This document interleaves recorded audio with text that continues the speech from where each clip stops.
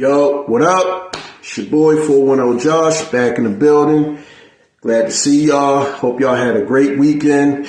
So we here for another episode of Hot Topic Monday. Make sure if you haven't done this already, like, share, subscribe, comment to 410 Josh, hip-hop_4123.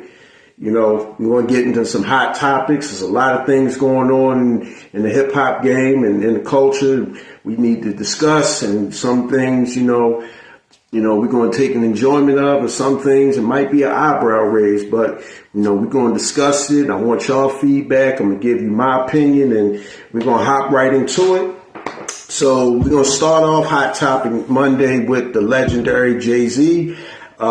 His full interview with Gayle on the Book of Hov dropped. If you go on YouTube, you look on it, it's on CBS Mornings.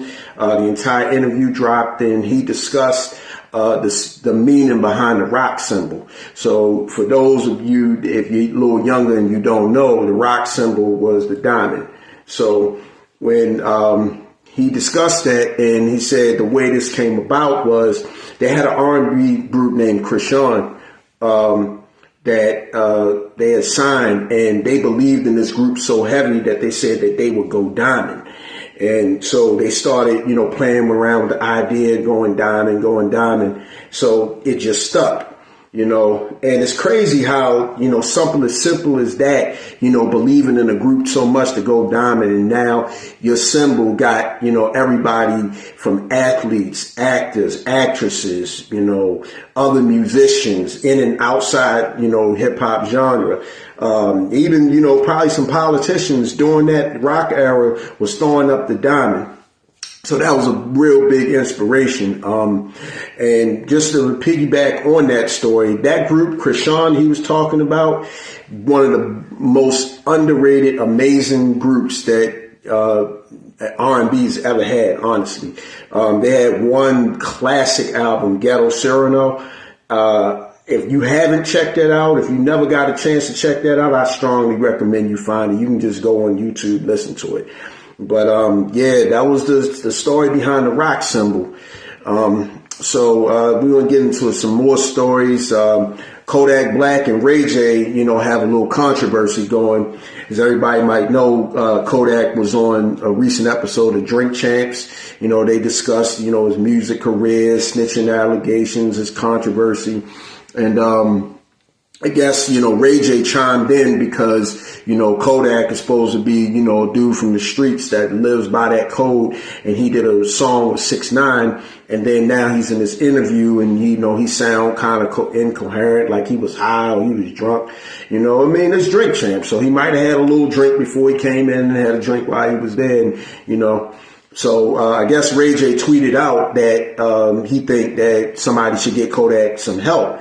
He looked, pretty bad, like he wasn't all together. And Kodak, of course, took offense to that and then jumped on him and, started calling him pussy, saying he was a bitch and all this other, all that wild shit. And it's like, I guess Ray J, took offense to that. Like, I'm trying to help you out and you try to call me out for a fade. Well, then let's shoot the fade.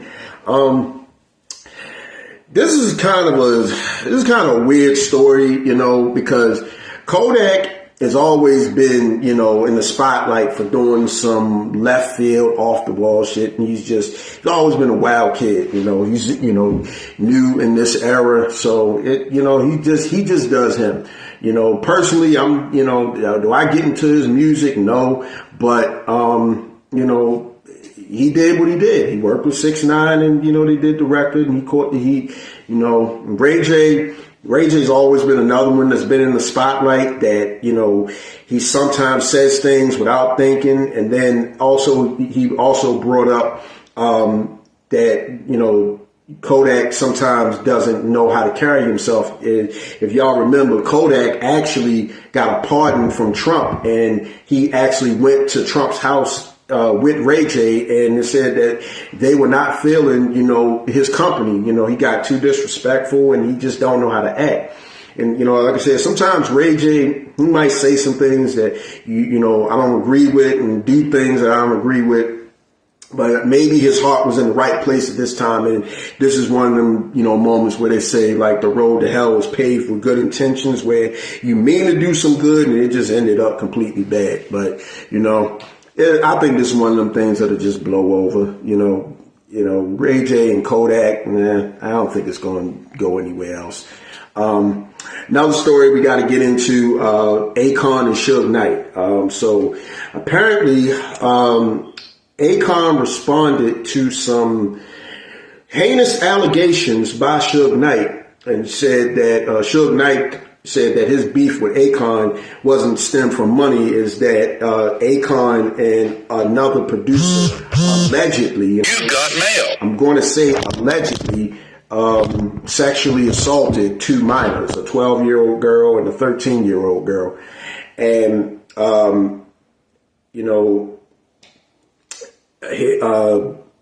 Akon came out and just responded, hey, this is not true. People that know me know I don't even do nothing like that. And, it's just sad that, somebody with this type of legacy had, put this out there, and he's somebody that I respect. But he said I would continuously pray for him, but these allegations aren't true. I'm going to say, okay, shout out to you, Markel. Thanks. So the producer that he was talking about along with Akon was Detail. And I think that's a producer that did a lot of work with Cash Money and Lil Wayne.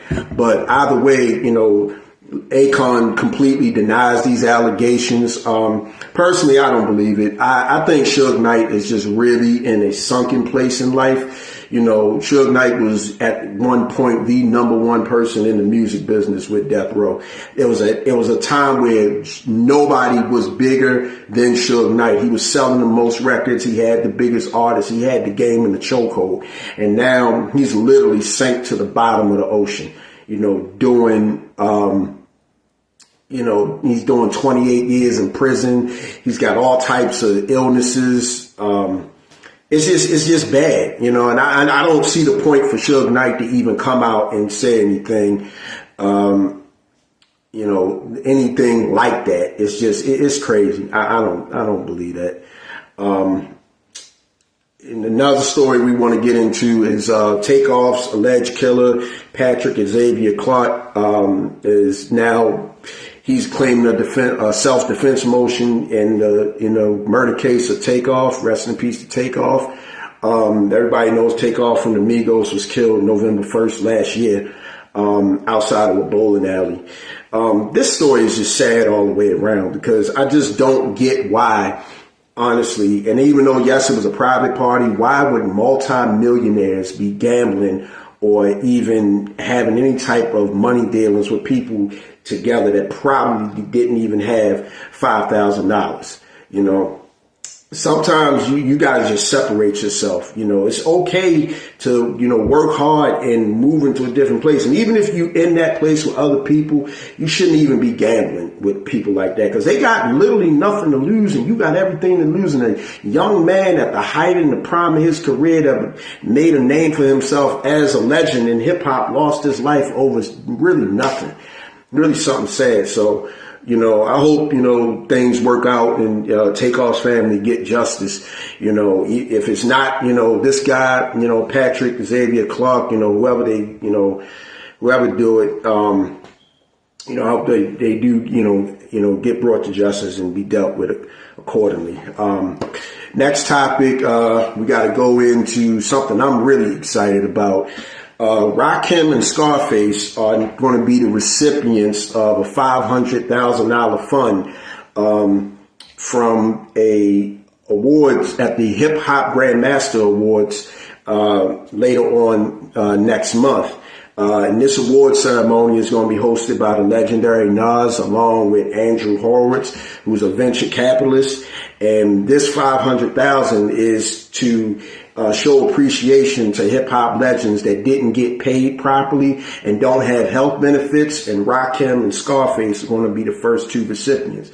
I'm really, really proud about this. I'm really happy. The fact that Nas is hosting this, and that Rakim, who's the God MC, really, you could say, fathered everybody's rhyme style after, Paid in Full. And it's ran through, and this event is going to be ran through the Paid in Full Foundation. And Scarface, who everybody knows is top 3 in my book, is one of the best rappers of all time. So to see them get, compensated and be taken care of for their health, especially when Scarface dealt with some health issues, I'm really excited about that. So we got 2 album releases coming. First one is going to be Busta Rhymes. He's dropping a new album in November. The tentative date is November 14th. So his new album is going to be called Blockbuster. I love that title, because Busta Rhymes is a blockbuster artist. He is a legendary, iconic artist. We get a lot of work from him, and whenever he drops, he really drops a banger. So far, the production we seeing is going to be executive produced, and I believe they are contributed. It's going to be Timbaland, Swiss Beats, and Pharrell. If you know Busta, he's always getting the A-list producers on his project, and it's going to be nothing short. So you really can't lose with Timbaland, Pharrell, and Swiss. I mean, that's pretty much, you could argue and say that's the holy trinity of hip hop production. Next new album release we got coming is Nicki Minaj. She's going to be dropping Pink Friday 2 on her birthday. That's December 8th. Nicki Minaj, I think she's talented. She's done a lot of questionable things. But she is a talented artist. I give her, props for, what she's done in hip hop at a time where there was no female artists really getting promoted. She held it down herself. But, and then, now some competition. So, we'll see. She's got some joints that I like. But I think, for her fans, they're going to be pretty excited about this. Then we got, 50 Cent's in the news. He's got a new partnership with, the New Orleans Saints. So he has a company called Sire Spirits, Sire named after his youngest son. The new champagne and cognac that he has, Branson Cognac and La Chemin de Roy, which is French for King's Highway or King's Road, is now going to be the brand champagne and cognac for the New Orleans Saints. So when you see, them coming out, and if you ever look at their games in their stadium, if they got, when they got 50 champagne and cognac on the screen, you already know there's some real checks about to be cut to 50 for that. So, that's a big deal. 50 has always been one of them people, like, when he came in the game, everybody knows he changed the game. He brought the streets back, to New York as far as, real hip hop, real gangster music. But his hustle mentality is just, it's the closest to Jay-Z outside of Diddy, Puff, Master P, Birdman. Like, he's in that inner circle. I mean, everybody knows what he did with the vitamin water deal, with SMS audio, boxing, clothing line, shoes.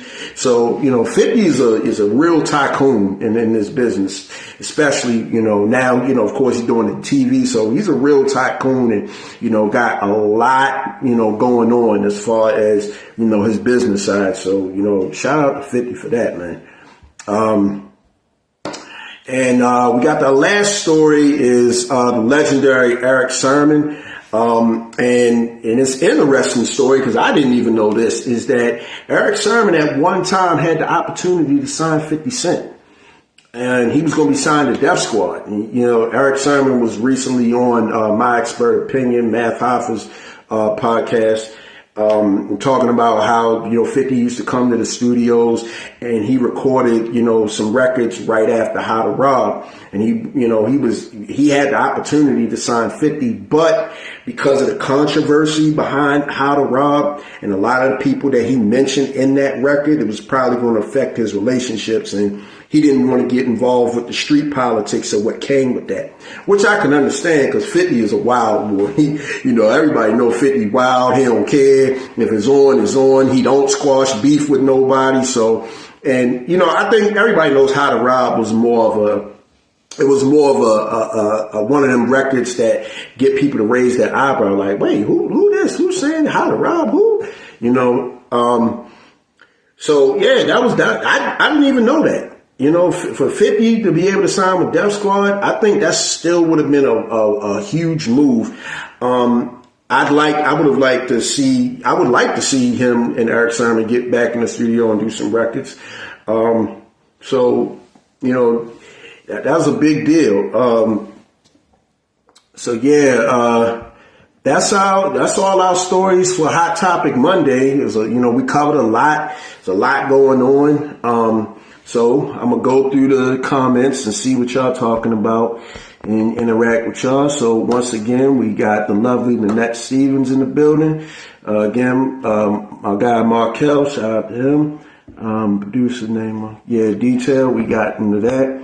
Okay, so Markel Details in jail for sexual assault. Wow. Okay, Markel. So wow. So the producer Details actually in jail for sexually assaulting people. That's crazy. You know. Let's see who else we got in here. My guy King. Shout out to King Spicer. Let's see what else. Boom. Okay. Kevin Thomas in the building. Shout out to you. Okay, got my little cousin Ray Sheree in the building. Look like an old geezer. Yeah, I might look like an old geezer, but guess what? I feel young at heart. You gonna get old too, little cuz. So I'm gonna get with you. Let's see. Who else we got? Anybody got any questions? Anything y'all want to add to these stories? Anything y'all want to discuss? I'm here. Let's see. That's what all the old people say. Yeah. Just make sure you subscribe to my channel, and make sure you like, share, subscribe, and comment, because I'm gonna be looking for you. Okay. So let's see. All right, that looks like that's about all. I appreciate everybody coming out, kicking it with me again on Hot Topic Monday. Remember, like, share, subscribe to 410 Josh Hip Hop _4123 on YouTube. Once this video goes up for viewership, make sure y'all share it. You can look at it again. I will be back again for our Throwback Thursday. I'm going to review a male hip hop album. That's a classic, and a female hip hop album. That's a classic. We want to discuss the impact that it was on me, and the impact that it had on hip hop culture. Okay, one more. Hold up. Ray back. So the person that killed Tupac the same killed Biggie. No, that's Ray. No, Sheree, that's actually not true. It's not the same person. I did discuss Keefe D, the person that allegedly killed Tupac. But the person that allegedly killed Biggie is already dead. So no, that's not the case. But I will see y'all back on Throwback Thursday. Remember, again, like, share, subscribe, comment, 410 Josh, hip hop _4123. I'm out. Peace.